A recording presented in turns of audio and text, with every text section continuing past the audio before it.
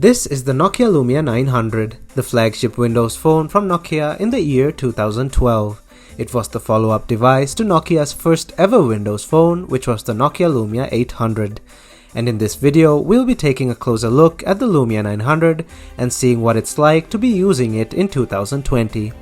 I will also be comparing it to two other phones from its time, the iPhone 4S and the Samsung Galaxy S20. Firstly, don't forget to hit that like button and check out my channel, and if you like what you see, please consider hitting that subscribe button. Also, turn on that bell notification button to get notified whenever I upload a new video. I'm also on Instagram and Discord, to which I post teasers, behind the scenes, and stuff that I usually don't post on YouTube too. You can find me on those using the links down in the description below. Alright, let's jump right in. When released in 2012, the Lumia 900 was Nokia's flagship phone of that year, alongside phones such as the iPhone 4S and Samsung Galaxy S20. Its AMOLED display and Windows 7.5 operating system were its main selling points. It was the first Nokia Windows phone to release in the US, as its predecessor, the 800, was never available in the US on any carrier.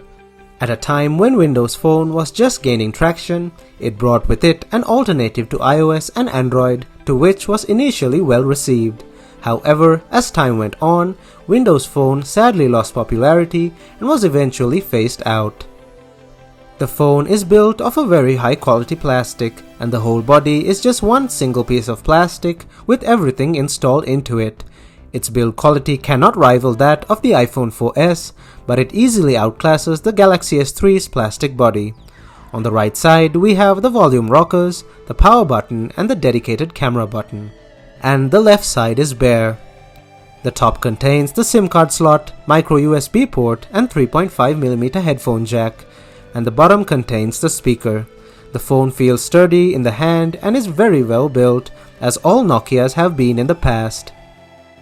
The Lumia 900 features a 4.3-inch AMOLED capacitive touchscreen with a resolution of 480 by 800 pixels and a pixel density of 217 pixels per inch.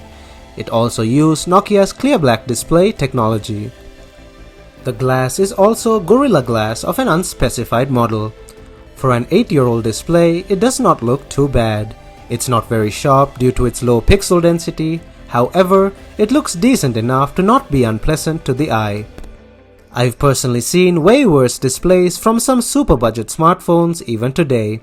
Overall, it's an okay display that'll just get the job done, but for its time, it was considered as pretty high-end. In terms of operating system, the Nokia Lumia 900 was unfortunately limited to Windows Phone 7 and could not be upgraded to Windows Phone 8.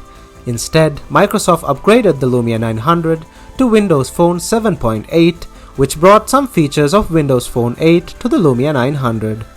As Windows Phone OS is the least taxing in terms of RAM usage and CPU usage, the Lumia 900 is surprisingly snappy, even outdoing the iPhone 4S in certain tasks.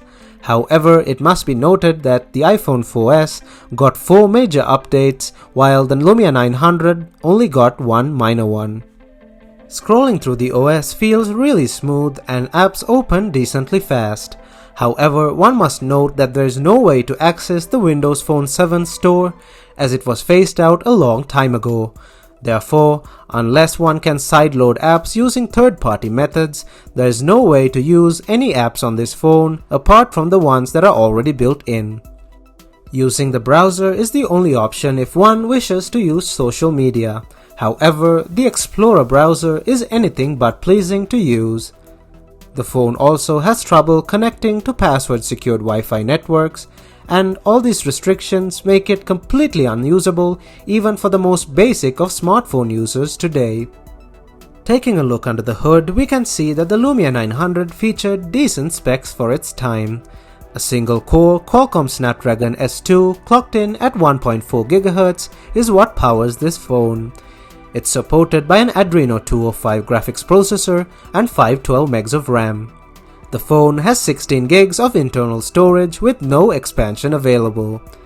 The The single-core processor was not unusual for its time. However, the Galaxy S3 featured 4 times the processing power with a quad-core processor, and the iPhone 4S had a dual-core processor. However, as I mentioned earlier, Windows Phone OS was way less taxing than iOS and Android, and it didn't need too much power to work smoothly. Even today, these specs keep the phone pretty decently smooth. At launch, the phone was well received by many critics such as CNET and Gizmodo, calling it a well-designed and well-thought-out phone.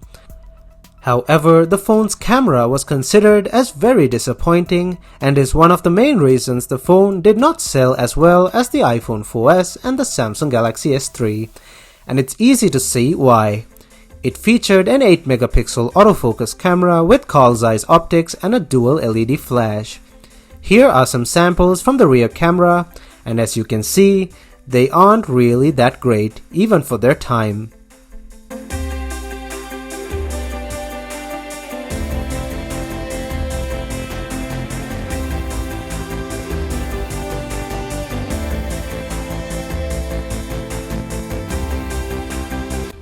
The Lumia 900 was capable of recording at 720p at 30 frames per second, and the video seen here kind of speaks for itself.